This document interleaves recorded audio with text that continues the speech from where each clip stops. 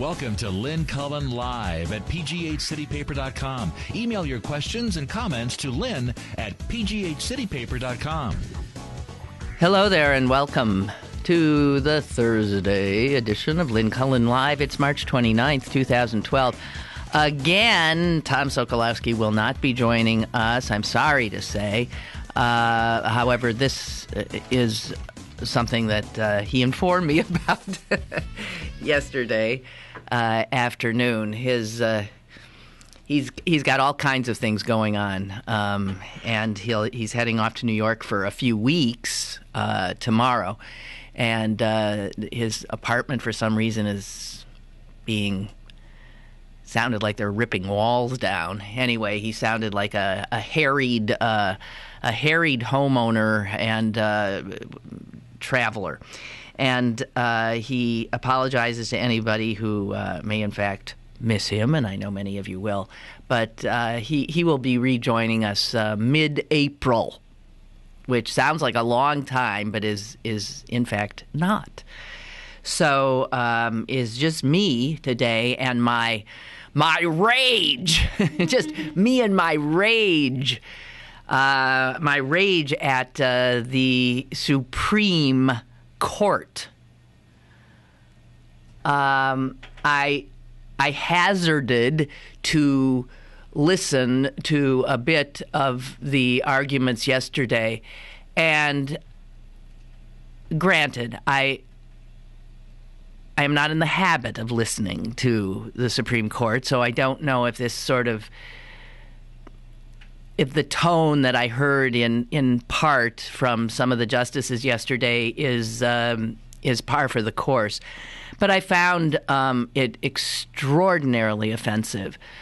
Scalia especially, making, I guess, what he thought were funny remarks. It seemed to me that with access to health care for tens of millions of American citizens in the balance, that there is no place for humor.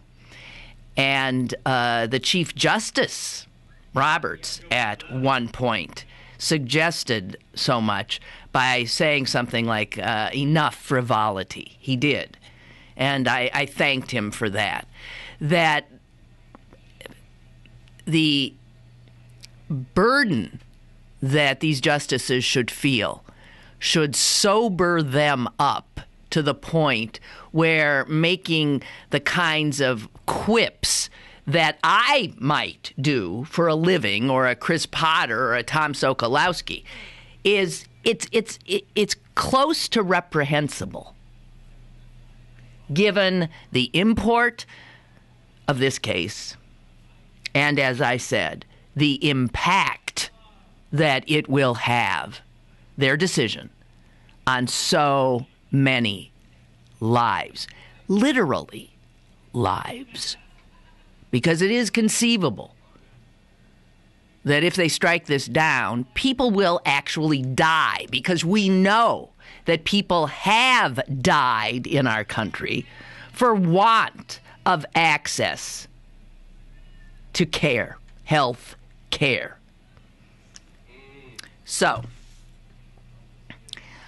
I want to start with a tweet that came from Robert Reich.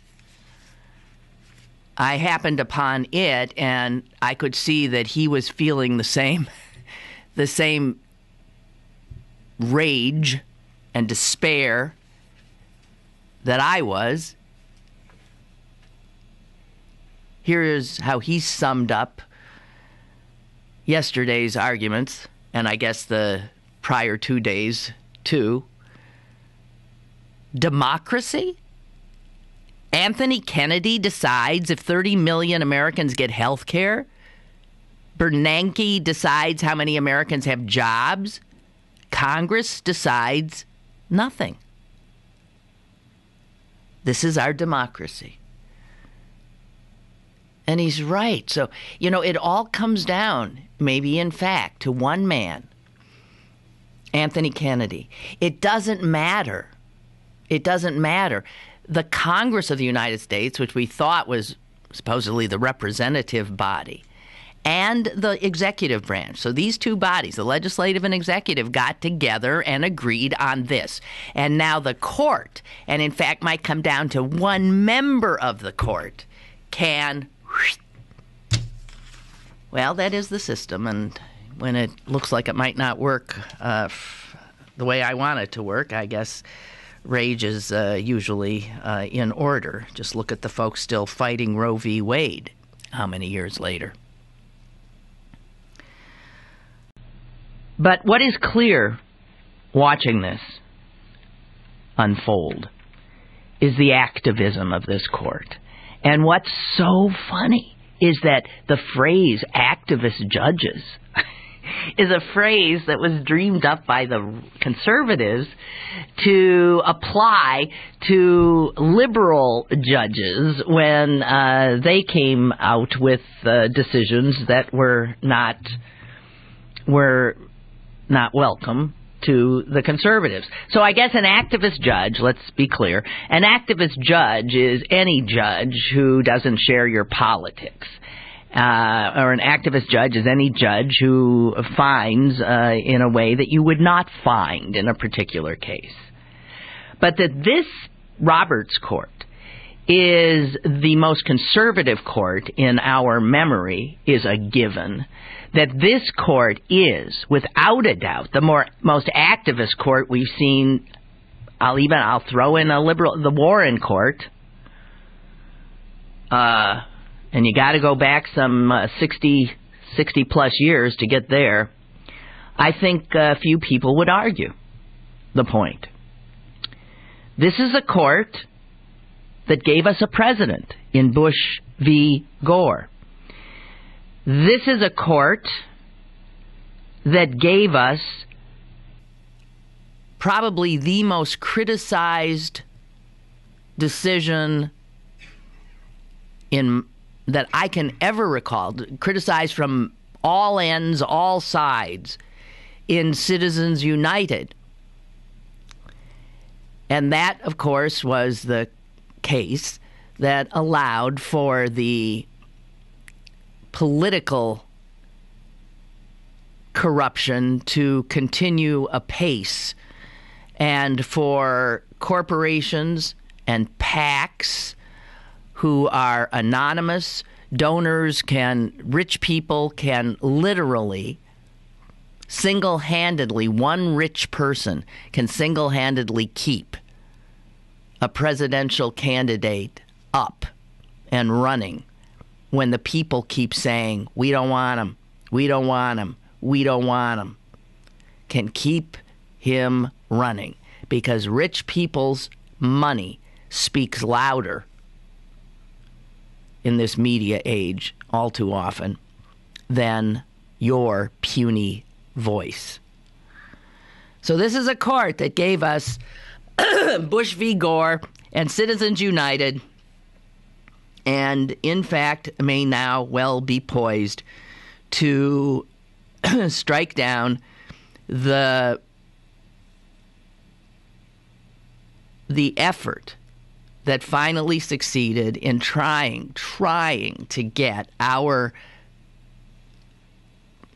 ludicrous healthcare system somewhat on track. I don't think anyone would argue that the Affordable Care Act is, the be-all and end-all, but it is a move in the right direction. E.J. Dionne is feeling the way Reich and I are feeling. He says one of the most astonishing arguments came from Chief Justice Roberts, who spoke with alarm that people would be required to purchase coverage for things they might never need. He specifically cited pediatric services and maternity services. And Dion says, well, yes, men pay to cover maternity services, while women pay for treating prostate problems. It's called health insurance. Would it be better to segregate the insurance market by gender, Justice Roberts?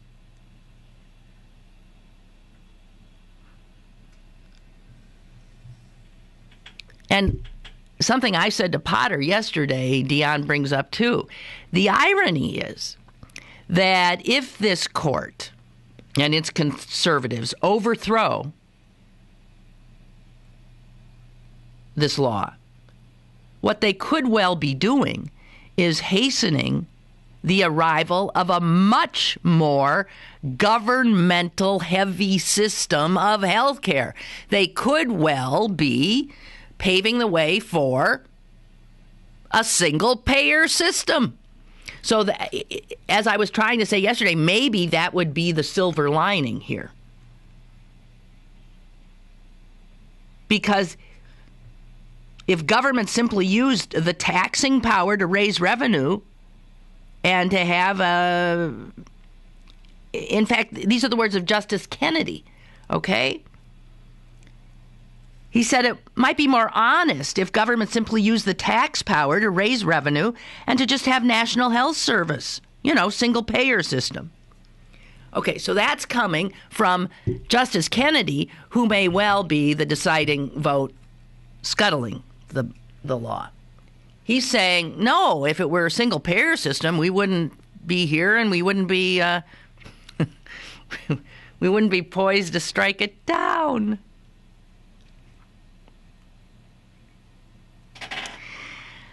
Let me read you something. This is by a guy, Stuart Butler. Okay? If a man is struck down by a heart attack in the street, Americans will care for him, whether or not he has insurance.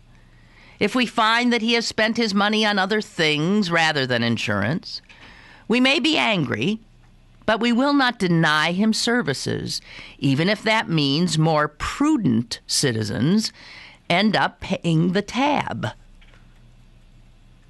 A mandate on individuals to purchase insurance recognizes this implicit contract.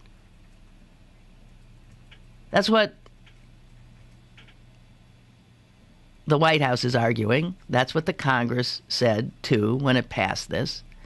Those words were said in 1989 by a very conservative, very respected conservative, the Heritage Foundation's Stuart Butler. And what's fascinating about this is that the very thing that these conservative justices are acting as if is some horrible affront to our Constitution and our freedom. It was a conservative idea. It was the conservatives' idea, and actually fits very well with their worldview. That people should be responsible. That I should not have to pay more because this jerk didn't take care of business. And this person wasn't responsible. But that's what we have now.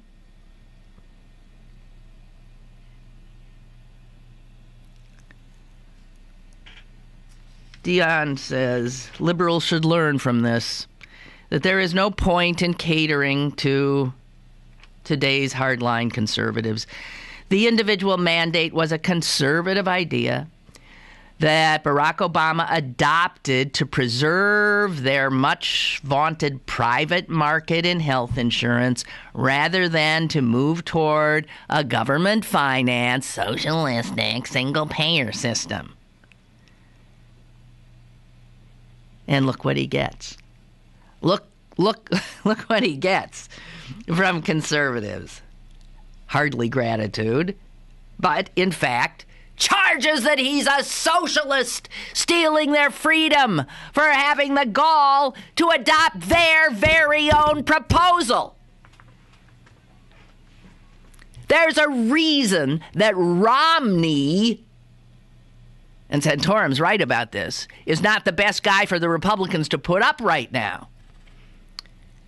Because if the court finds that this law is unconstitutional, the fact is it was modeled on their presidential nominees, Mitt Romney's health care package in Massachusetts. And that's a fact. That's history. It was a Republican idea. Till a Democrat with a funny name and dark skin grabbed it up. And then, of course, it has to be socialism.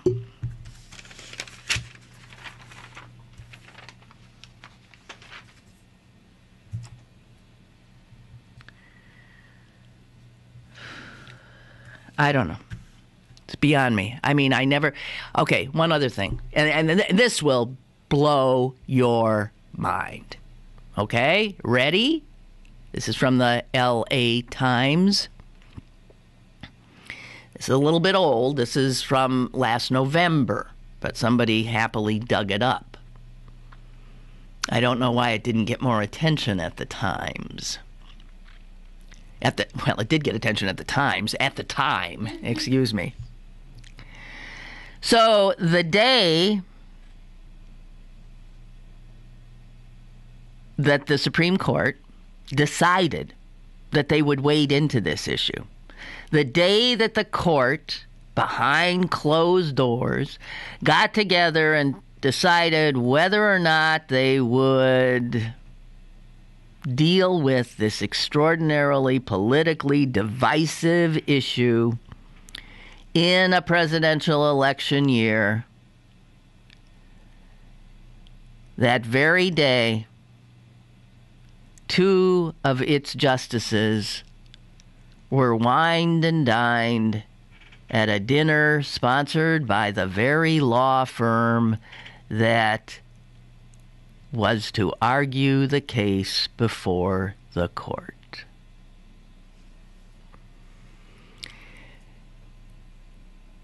Paul Clement. They had dinner with Paul Clement, who was arguing before him, who they very well knew would, in all likelihood, argue the case before him. They went to dinner. That law firm that Clement is in had Antonin Scalia and Clarence Thomas for dinner. Oh, and there was another law firm, too, that picked up the tab. That law firm is called Jones Day.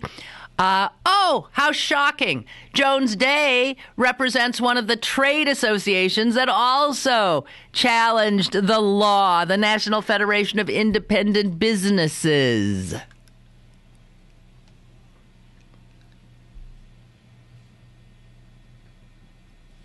Antonin Scalia, Clarence Thomas, the same day said, yeah, let's take this. We'll take this.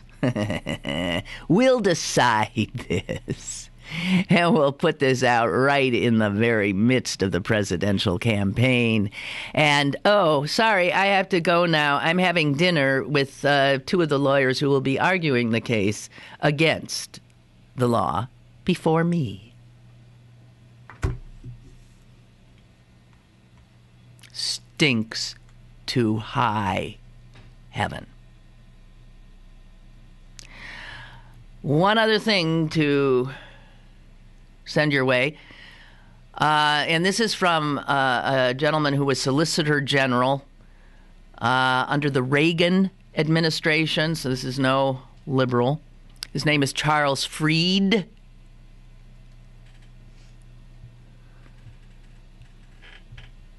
Here is what Charles Freed Ronald Reagan, Solicitor General, said about the criticism of the current Solicitor General, Donald Verrilli, who's been arguing the case for Obamacare, and everybody said didn't do a good job. Here's what Reagan Solicitor General said. Among the hardest role to play is Solicitor General. In most Supreme Court cases, which are not followed by all the media or which do not inspire rallies in the Supreme Court plaza, the Solicitor General is treated with great deference by the justices, not because of his title, but because he is trusted to give, on behalf of the government, a sober, accurate, measured presentation that is scrupulously fair to the other side of the argument and insists on stating the strengths and weaknesses of his own case. That is what I am sure Solicitor General Donald Verrilli expected to do when he walked into that courtroom. He expected to do his job, which is to defend the constitutionality of an act of Congress. What he encountered instead was a barrage of hyperbolic, hostile rhetoric, redolent of Tea Party-inspired slogans. We even had the broccoli canard masquerading as questions, which are supposed to clarify the presentation and probe for weaknesses. I know some were disappointed by Mr. Verrilli's performance. What did they expect? He did his job, and he did it very well. What Verrilli did not do is rise to the level of angry declamation coming at him from the other side of the bench. Nor would it have helped his case if he had. You know the old adage, never argue with the cop. He's got the gun and the power of arrest. Well, sure, it might have produced some more drama for the audio feed, but that would not have had an effect on the final outcome. He was not trying not to get voted off the island in this episode. I thought Verrilli would prevail, but that is because he has the law and precedent on his side. After yesterday's argument, or should I call it a shootout, I am no longer so confident. That was written by Ronald Reagan's Solicitor General, clearly feeling the same disgust and anger at the lack of decorum by the justices in the court, and he specifically went after Scalia. I am going to assume that Charles Fried is a Republican. He teaches constitutional law at Harvard Law School, and let us recall that in this statement that he writes of his disgust, he also said he assumed going in that this law would pass muster because, this is a constitutional law lawyer speaking, professor, because it has the law and precedent on its side.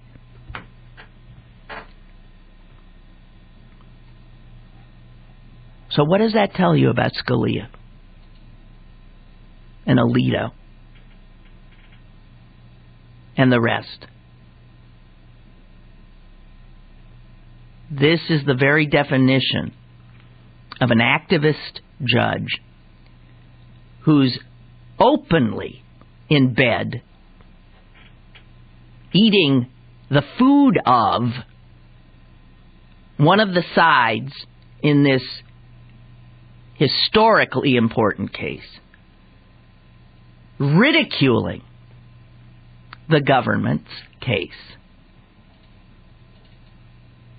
Maybe Scalia's right. They shouldn't have cameras in the court. It might have been even more of a circus, because Fried is suggesting that because of the high interest in the case because of the crowds outside and the audio feed that this and the media attention that this would have to play like Americans are used to consuming their news. And that would mean as a reality show. As who's going to get voted off the island. When you read stuff like this, you realize that there are still in our country men and women who are capable of statesmanship, who can rise above their own political points of view to do their jobs, which in this case has to do with simply deciding if a specific law is under our Constitution and all the precedents that have come after, constitutional in and of itself. What this guy clearly is suggesting is that that is not what was going on. Not what was going on at all. And that what you had was a political charade. And that this comes from somebody who argued for Ronald Reagan's White House before the Supreme Court. Really packs a punch.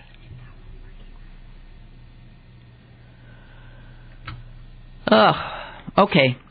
We're going to take a quick break and change the subject because my blood pressure needs to be lowered. Back in a minute. You're listening to Lynn Cullen Live at pghcitypaper.com. Once again, here's Lynn Cullen.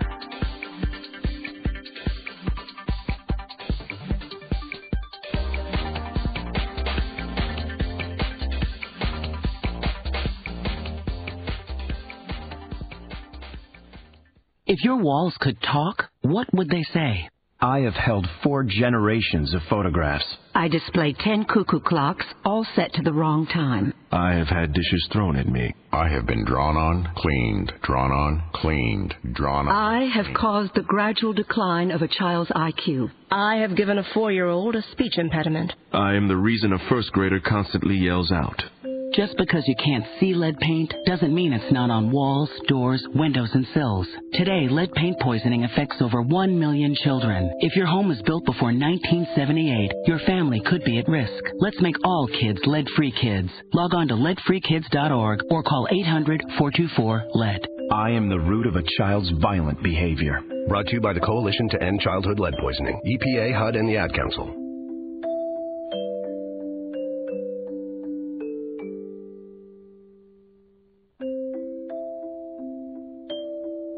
Go to birdbargains.com for great deals on tickets to the ballet, opera, city theater, science center, symphony, history museum, and the Carnegie Museum. Birdbargains.com, Pittsburgh's only online deal site where the deals don't expire. Birdbargains.com. Pittsburgh City Paper is available now. Pick up one today for Tigers Be Still, The Moody Blues, La Nueva Madonna, and News of the Weird. Pittsburgh City Paper available at over 1,700 locations throughout Western Pennsylvania and on the web at pghcitypaper.com. You're listening to Lynn Cullen Live at pghcitypaper.com. Once again, here's Lynn Cullen. Okay, just want to say that we are aware that our video feed went down. We're working on getting it back up. Should be up momentarily. Still out there on audio. If we're back up, sorry about that. Whenever you lose the video, just go over to the audio. Right? The audio feed is it's a different feed, but it's the same thing. You can always we rarely lose the audio feed. Video can go down. This in from Chuck, and then we'll move on to another subject. When the politicians fail us.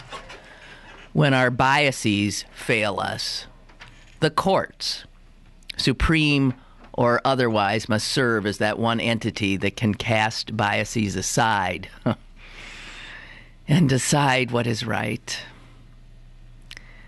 I am disheartened by the audio that I have heard these past 3 days from our highest court.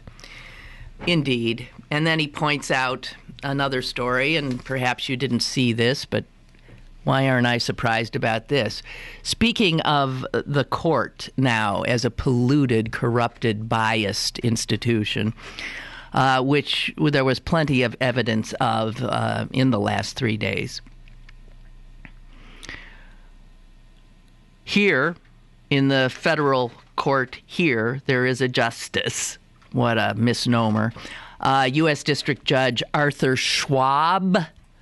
That name might ring a bell because Arthur Schwab was the judge, the sneering judge, who was given the case that Mary Beth Buchanan, remember her? Republican appointed U.S. Attorney, what do you call them? Attorney General, brought against Cyril Wecht, that totally trumped up 5 million charges against Cyril Wecht that ended up going nowhere except bankrupting Cyril Wecht. This is our government at work. Schwab, you might recall, was the judge, and he was actually removed from the Wecht case by higher-ups in the judiciary, and he's plenty high up himself as a federal judge. He was removed because he was perceived as biased.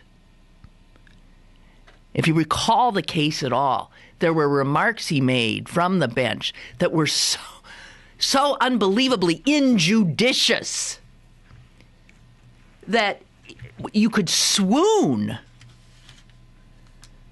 And Wecht's lawyers asked him to remove himself. Please, clearly you already have your mind made up here, or you have some animosity toward the defendant, and he never would. I am perfectly blah, blah, blah, blah, blah. So higher ups, and they don't do this very often, yanked him. Guess what? Justice Arthur Schwab, U.S. District Judge Arthur Schwab, has been yanked again. The Third U.S. Circuit Court of Appeals yesterday pulled him off a case that he was again hearing. This case was the case involving UPMC and Allegheny General, West Penn. Okay?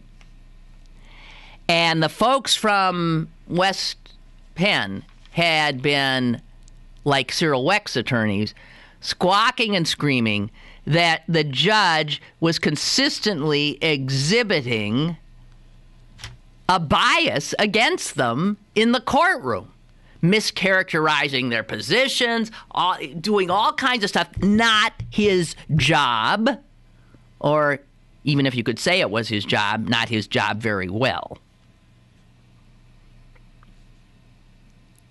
So he's been pulled again.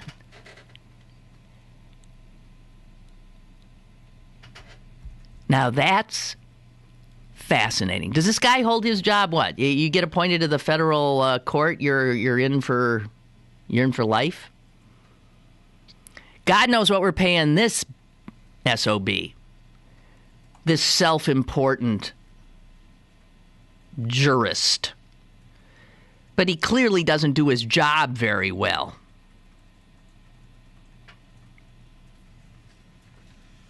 So we have another headline, judge removed from case. That is the second time such a headline has appeared that has to do with U.S. District Judge Arthur J. Schwab. And in each case, it's not like he recused himself or somebody decided that maybe it'd be better. No, he was yanked, summarily yanked, because he wasn't doing his job. Would that you could do that to Antonin Scalia. Would that you could do that to Clarence Thomas. The two of them can't seem to get enough of feeding at the trough of special interests and then sitting on the court hearing their cases and strangely finding always for them.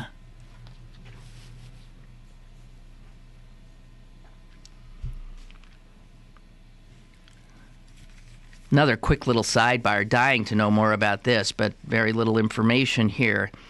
Having mentioned UPMC. UPMC, as you know, is in so many court. You know, the reason you got to pay UPMC so much money all the time is because they must spend $500 gazillion on lawyers' bills. I mean, I cannot imagine. They have so many high-level cases going. So I just mentioned this West Penn Allegheny thing, a federal case that Schwab got kicked out of. Then, of course, you have UPMC and Highmark. That's a biggie, as we know, that has a, that we're many of us watching with great interest. Well, check this little police blotter item out. Highmark CEO Kenneth Mullaney has been charged with simple assault and defiant trespass stemming from an incident that occurred last weekend. A court docket shows that Dr. Mullaney was charged after an incident in Oakmont Sunday. Oakmont police declined to comment until the police chief returned to the office this morning. The criminal complaint on the incident was not available until late Wednesday. Okay, so, now Gigi is saying the show has gone offline a couple of times. Is it still? It's fine now. It's fine now? You should be getting it now, Gigi. We knew that, and we fixed it. So expect more on this little blur, because clearly when the paper went to press, they had no more information than some sharp-eyed reporter saw on the Oakmont police blotter that a certain Dr. Ken Mullaney was charged with assault and defiant trespass in Oakmont on Sunday. We'll see what that's about, because somebody got to talk. I would imagine you'll know more later today. Maybe they already have come out with some more information on that. Obit of the day, just want to make sure I get it in. Earl Scruggs, 88 years old, without a doubt, shaped bluegrass. The New York Times obit says that the New York Times critic once characterized his bluegrass sound as a fusion of American music, gospel harmony, Celtic fiddling, blues and folk songs, Tin Pan Alley, pop, and jazz-tinged improv. And there it all was, Earl Eugene Scruggs, best known perhaps for performing alongside Lester Flatt and the Foggy Mountain Boys, and the two songs that, just a part of Americana, Foggy Mountain Breakdown, which is from that was used in Bonnie and Clyde. So whenever you see bits of Bonnie and Clyde, that's Bonnie and Clyde music, but it's Earl Scruggs music. And also, can we all sing along? The Ballad of Jed Clampett. That how does that start? I forget. Ballad of Jed Clampett. Can you think of any part of it? For some reason, all I can think about is Davy Crockett. And that was hardly theirs. But, of course, the Beverly Hillbillies, that was their song as well. But, just wonderful. Earl Scruggs.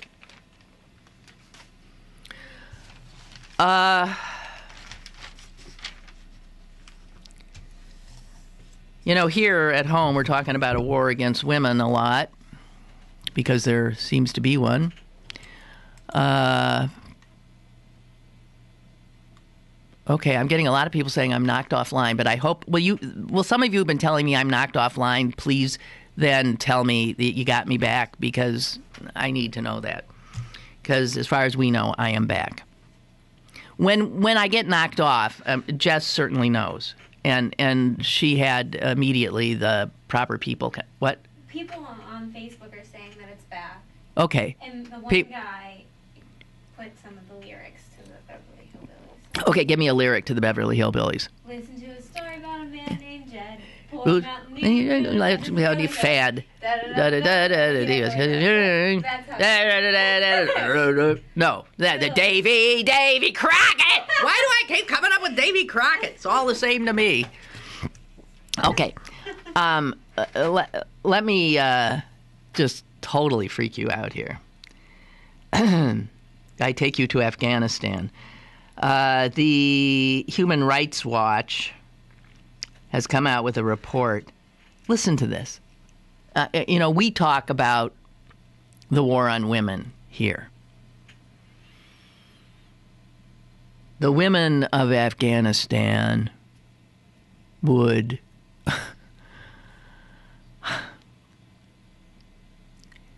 cannot conceive of the freedom that women in America have. Cannot conceive of it. Absolutely would be off. You could easily conceive of, Martians coming to town, and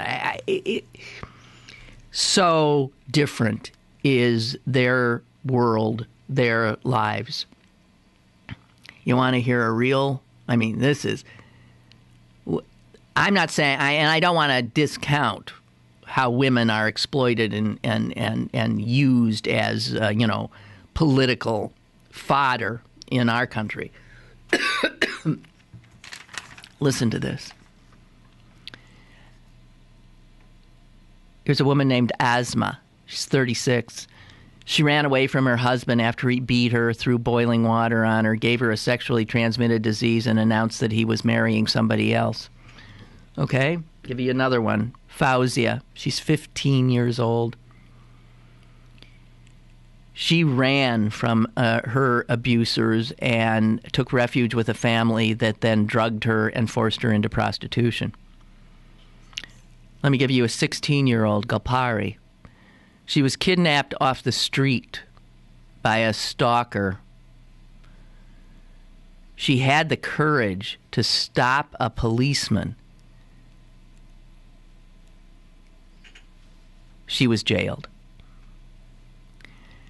As were the other two women I told you of. Afghan's jails are filled with women who, in our country, would, of course, be seen as the victims, and their husbands, their tormentors, would be in jail, ideally. Most of the women in prison in Afghanistan are there for acts of what are called moral crimes. Things that would not be considered crimes in... Okay, here's another one. 16-year-old Saida. She was with her brother because, you can't go out of the house unless you're with your brother or your uncle or some guy. She was separated from her brother in a crowd. And when her brother found her, he accused her of having sex. That's a crime. She had to have a vaginal probe. She had a vaginal test. And oh my heavens, the vaginal test proved that in fact she hadn't had sex. She was a virgin. So she was thrown in jail for running away.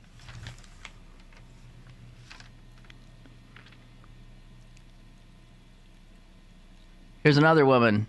Fled her home after her husband stabbed her in the head, arms, and chest with a screwdriver.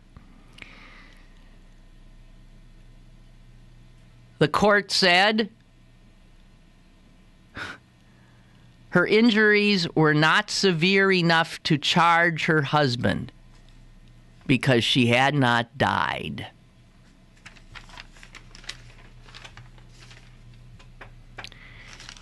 That's a war on women.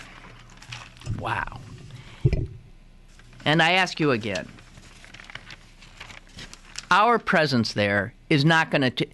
That culture is so alien. So alien. If that's... We're supposed to what? Bring democracy? What the do we think we're doing there?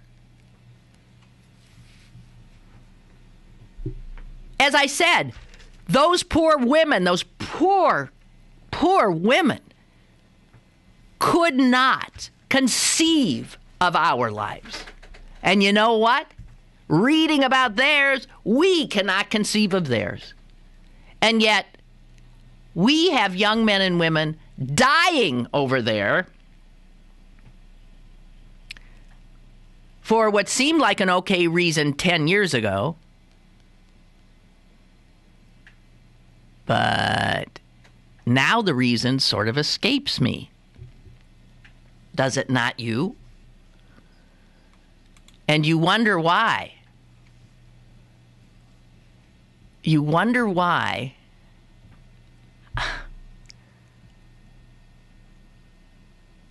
we can keep sending our soldiers over there to die. And you think they're not dying? You never hear about it. You know me. I keep count. I wasn't going to do this. I saw there was a picture in the paper the other day. Did you see it? Maybe it was in the Sunday paper. And it was a picture of this, the inside of one of these huge jets.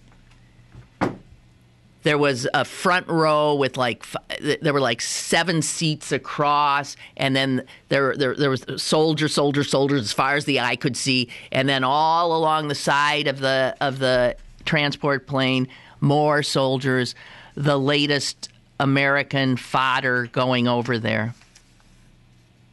Why? It brings you back to that young John Kerry, back from Vietnam, asking members of some congressional committee, how do you ask the last man to die for a mistake? But we do. We did in Vietnam. We did in Iraq. We're doing it in Afghanistan. And it's why I'm going to read these names to you right now. The Department of Defense has identified 1,899 American service members who have died as a part of the Afghan war. These are the latest confirmed deaths. Daniel Brown, age 27, Sergeant, Army, Jerome, Idaho. Aaron Istri, 37, Captain, Army, Vinton, Louisiana. Dennis Weichel, Jr., 29, Specialist, Army, Providence, Rhode Island. Jamie Jarbo, 27, Sergeant, Army, Frankfort, Indiana. Clovis Ray, 34, Second Lieutenant, Army, San Antonio. Jesse Grindy, 30, Staff Sergeant, Army, Hazel Green, Wisconsin. Daquani Rivers, 21, Specialist, Army, Mariana, Florida. Edward Acosta, 21, Specialist, Army, Hesperia, California. Ahmed Altai, 41, Staff Sergeant, Army, Ann Arbor, Michigan. Joshua Bourne, 25, Sergeant, Army, Niceville, Florida. Timothy Conrad, Jr., 22, Corporal, Army, Roanoke, Virginia. John Loftus, 44, Lieutenant Colonel, Air Force, Paducah, Kentucky. Robert Marcanti, II, 48, Major, Army, Baltimore. Jordan Baer, 25, Staff Sergeant, Army. Peyton Jones, 19, Private, Army, Marble Falls, Texas. Connor Lowry, 24, Corporal, Marines, Chicago.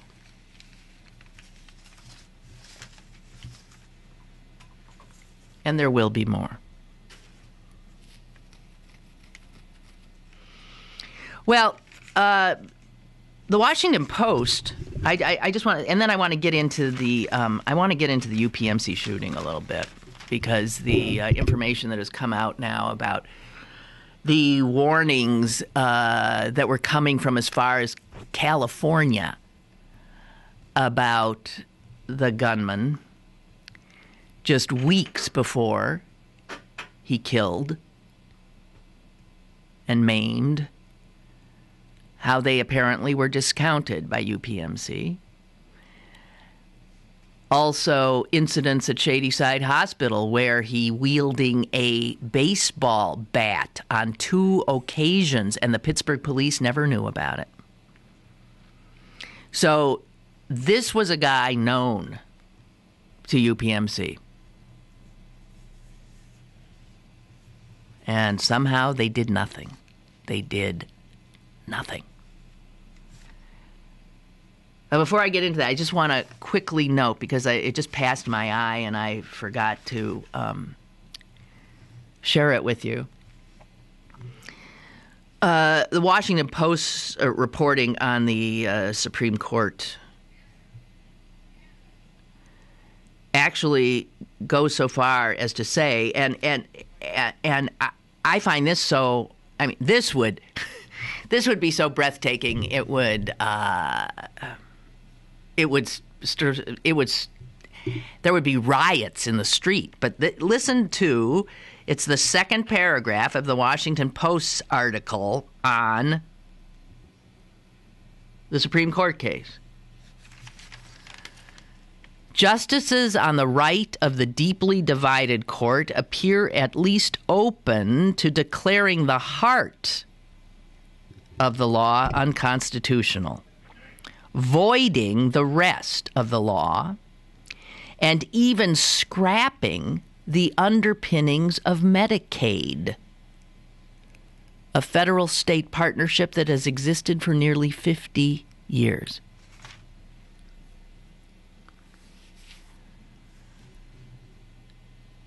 These are the consequences, this kind of thing, and this is why I get so angry at people independents and on the left who say there's not a dime's worth of difference between them. That's what they said about Gore and Bush. That's what they said about Kerry and Bush.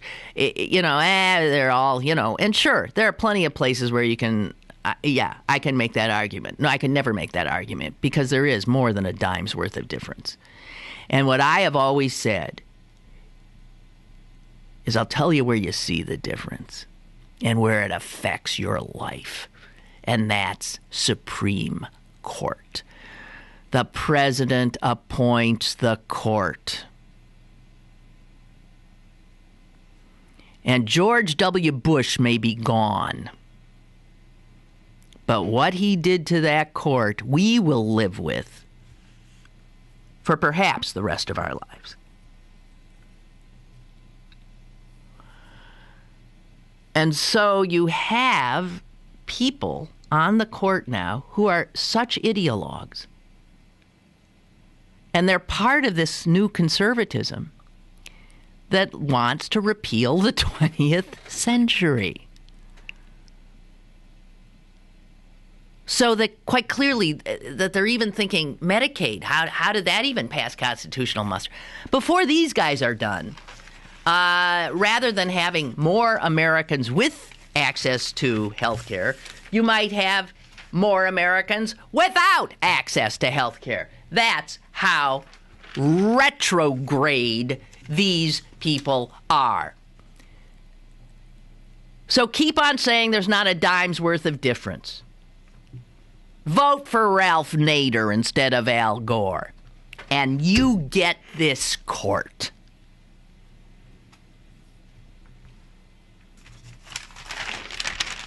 sorry. I'm still angry at you guys. Still angry. I am so pissed. Okay, so here are the warning signs that were available. Duquesne University acted against this guy very quickly. He was harassing people, and they kicked him. He had a job there. He ended up off. He was gone. Okay.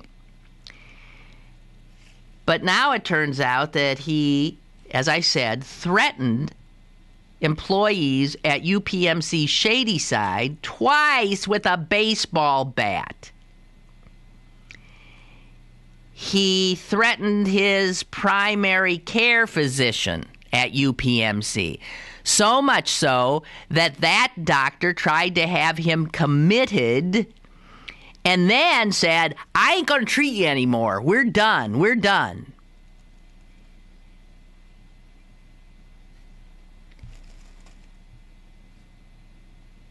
A psychiatric review team was sent, a mobile team was sent to see him. He refused to talk to them. And then, because he was corresponding with this doctor in Los Angeles, the doctor in Los Angeles got really concerned about the state of his health and ended up sending a warning to his UPMC doctor saying, hey, this guy is a risk.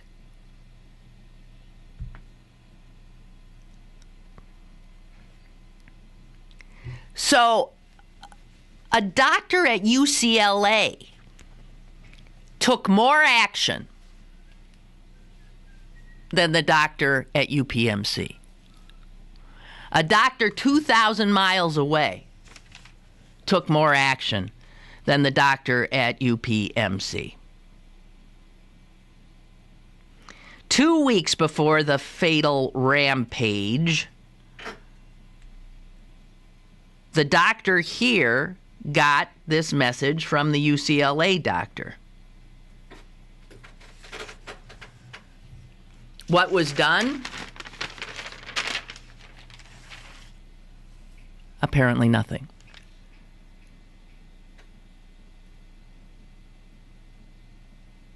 Quite frankly, this is a quote.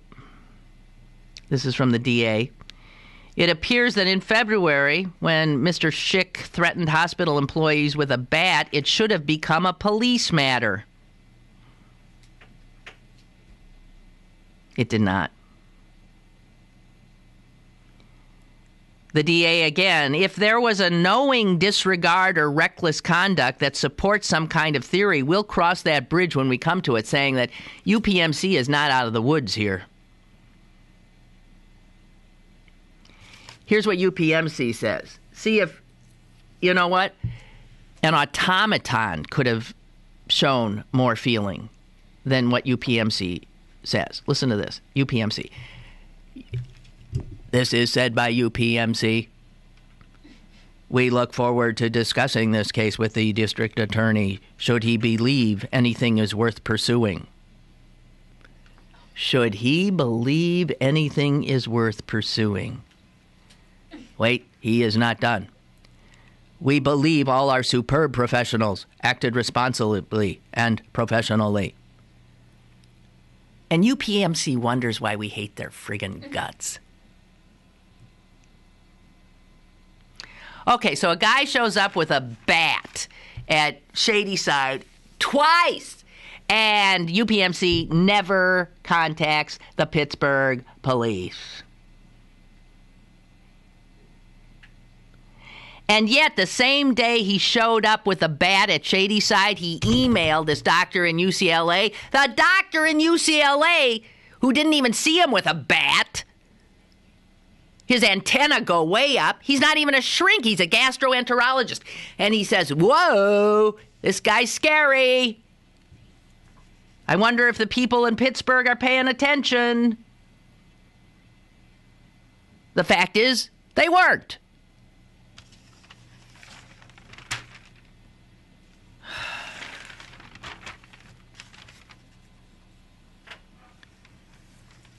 Turns out the doctor in California has friends here, and he emailed them. As soon as he heard about the shooting, in Pittsburgh? He knew. So for 24 hours, why around here we kept saying, they don't know who the shooter is. They can't identify the shooter. He had nothing on him to identify him. There was a gastroenterologist in Los Angeles who knew. And he emailed his friend here, I sit here now struggling with what to do, or whether to contact local authorities in Pittsburgh to ensure they're aware of the information I forwarded to UPMC well in advance of the attacks. Between you guys, you probably have a good sense of what's happening out there with this tragic case and whether I should contact anyone or just let the university do its job. The university didn't do its job. This UCLA doctor, Dr. Spiegel, that he actually wrote to the doctor here before the attack. He wrote to him on February 25th. The attack was on March 8th, I believe. He wrote to him on February 25th. I think it is wise to contact risk management and to investigate this swiftly and comprehensively. This is out of the ordinary. I live over 2,000 miles away, but am nonetheless quite disturbed. It would seem prudent to act on this expeditiously. Nothing was done.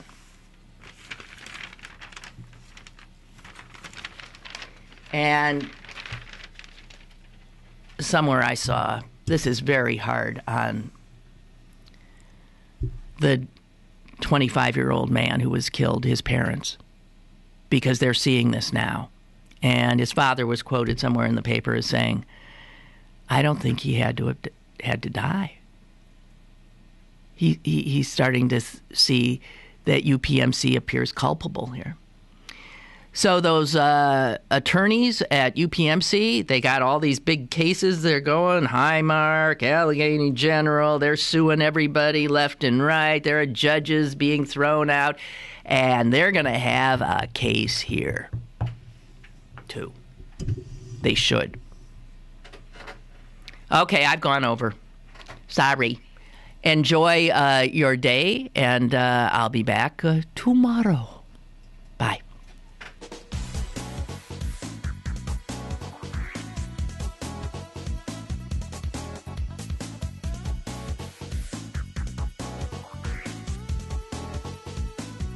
Lynn Cullen Live, Monday through Friday from 10 a.m. to 11 a.m. and archived at pghcitypaper.com. The opinions expressed on Lynn Cullen Live are those of the host and do not necessarily reflect the viewpoints of Pittsburgh City Paper, Steel City Media, and its advertisers.